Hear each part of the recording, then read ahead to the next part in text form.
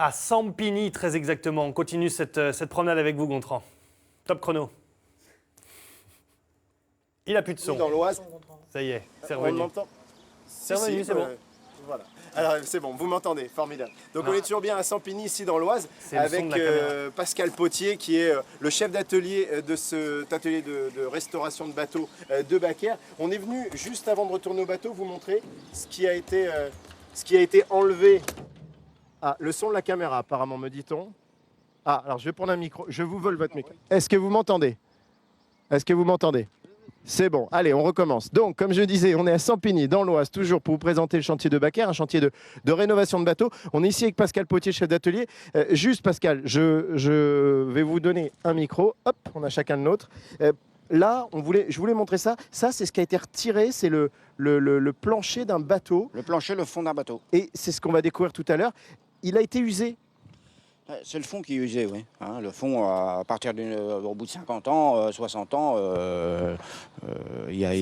C'est quoi? C'est l'eau salée, c'est les chocs? Non, non, c'est l'usure. Hein, vous savez, dans un canal, ça touche, c'est l'usure, c'est la rouille, tout ça. Donc après, il faut le changer tous les 50, 60 ans. Quoi. Ça dépend de l'entretien. Mais... Parce qu'un canal, c'est pas très profond, au final? Non, bah, après, ça arrive qu'on touche, hein, ça frotte un petit peu, mais bon... Bah... C'est plat, donc ça va, il n'y a pas d'accroche. Et ça, c'est donc les plaques que vous allez Ça sera les plaques qui seront à l'intérieur pour le plancher. Donc ça, c'est le plancher. Oui. Et ce qui va être au contact de l'eau et éventuellement du sol, ce sont ces plaques. Alors rappelez-moi le type d'après, vous m'avez dit. Alors ça, c'est grenaillé prépeint. Hein. Grenaillé prépeint. Il y a une peinture dessus, c'est bien meilleur pour l'accroche après, pour la peinture suivante, quoi. Exactement. Et donc, vous allez découper ces grandes plaques d'acier pour les installer donc sur le bateau. C'est ce qu'on va aller voir tout de suite. Juste, j'avais une petite question avant qu'on s'interroge sur ce plancher que vous êtes en train de changer. C'est une question que j'ai pas eu le temps de vous poser au premier plateau. Est-ce que l'entretien d'un bateau de batelier est le même que l'entretien d'une péniche, on va dire, amarrée, type restaurant, habitation? Non, tout ce qui est habitation, il y a un contrôle tous les 10 ans seulement. D'accord. Là, il n'y a pas la même obligation. Non, mais est-ce non, que il y a pas la l'usure même. est différente ou c'est des points différents, c'est des fatigues Oh différentes? non, c'est pareil. Non, bah, un bateau qui charge et qui décharge, il y a beaucoup plus de contraintes mécaniques forcément, mais un bateau, bon, autrement, c'est tout. Hein. C'est toujours une péniche Fraissinet. Fraissinet, on rappelle, hein, c'était un ingénieur à la fin du 19e. On va expliquer ça sur le troisième plateau. C'est lui qui a défini donc ce format de bateau. Alors avant de passer dessous, je voulais juste qu'on le voit de l'extérieur. Donc là, c'est la plaque rouge que vous nous avez montrée. Tout à fait. C'est le dessous du bateau, le nouveau, Voilà. le nouveau dessous. Et puis, juste au-dessus de ces bastins, il y aura à terme le plancher. Hein. C'est Voilà, ça que vous êtes on en le train verra de, dessus, ouais. de réaliser. C'est un chantier important pour vous. C'est un gros œuvre là. Ah oui, il y a quand même beaucoup de travail. Hein. Il y a 4-5 semaines de travail. Hein. 4-5 semaines de travail. Vous avez Ouais. commencé quand? On a commencé le démontage la semaine dernière. Le démontage, donc ça va durer encore un petit mois, quoi. Ouais. Allez, on va commencer les cascades. Hier, on était dans le l'acrobranche. Allez, regardez, je vais monter sur le bastin. Et hop. Monsieur Potier, éventuellement, est-ce que vous prenez le risque de monter avec nous pour nous expliquer ce que font vos ouvriers? Voilà, formidable. Incroyable, monsieur Potier. Il sait tout faire. Il sait même monter en direct. Alors, expliquez-nous. Là, c'est de la soudure, hein? Oui, tout à fait. Ils sont en train de pointer le fond sur le courbage.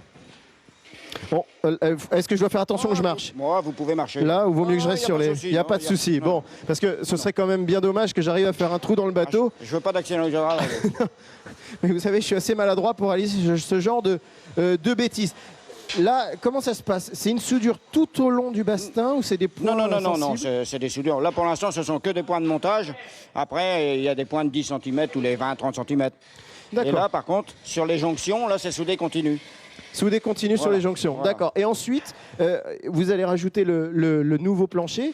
Entre Voilà. les deux, ce sera vide, ce sera quoi? Ah, entre les deux, c'est vide. Entre les deux. Le D'accord. marinier met une huile spéciale et puis ça reste, c'est vide d'air. Il y a pas de... Alors, là, on va regarder, c'est quand même impressionnant. L'espace, là, le volume de remplissage est absolument énorme. Les bateaux de ce type-là peuvent supporter des charges de quoi? Un peu plus de 350 tonnes dans Ouais, ces zones? 350 tonnes en moyenne, ça dépend de la forme du Et bateau. quelles sont justement les matières qui sont justement transportées? Ça peut être... Charge tout. Tout, hein, du sable, de la graine, tout, des rouleaux de tôle, charge tout. Et ces types de bateaux, vous en avez tout le temps, vous avez des bateaux en chantier. Pardon, tout le temps, dès que vous avez des bateaux qui partent, vous avez un nouveau bateau qui revient. Oui, en moyen, oui. La cale, elle est jamais vide. Donc vous avez vraiment une vision à long terme sur vos chantiers. Oui. Depuis combien de temps existe le chantier de Bacquère, Pascal? Oh là, moi je dirais, moi j'ai toujours connu, je suis né à Pont-l'Évêque, j'ai toujours connu. C'est vraiment... Donc, avant, il y avait une cale avec des bateaux de bois ici. Ah oui. Oui. Ah oui, donc on est vraiment dans l'histoire des mariniers c'est depuis ancien. très longtemps. Oui, ne vous inquiétez pas, j'ai vu, je vais éviter de tomber. Je ne ferai pas ce plaisir à l'animateur qui aimerait me voir tomber. D'accord. Alors Madame Pascal, on vous remercie beaucoup de nous avoir permis de découvrir ce chantier qui est vraiment exceptionnel. Hein. Je pense que c'est assez rare à la télévision qu'on puisse découvrir ce type de travaux sur une péniche. On va se retrouver dans quelques minutes. On accueillera même dans cette émission un batelier à la retraite qui, lui, a connu l'ancien propriétaire de ce chantier et qui nous expliquera le rapport entre les bateliers et les réparateurs, qui est évidemment un rapport très fusionnel, peut-être pas, mais très important pour travailler ensemble et permettre à cette batellerie française de fonctionner au mieux. A tout de suite, Thibaut. A tout de suite, Gontran. Et rassurez-vous, je pense que je ne suis pas le seul à vouloir que vous tombiez, à vouloir vous voir tomber. Julien se joint à moi dans ce souhait.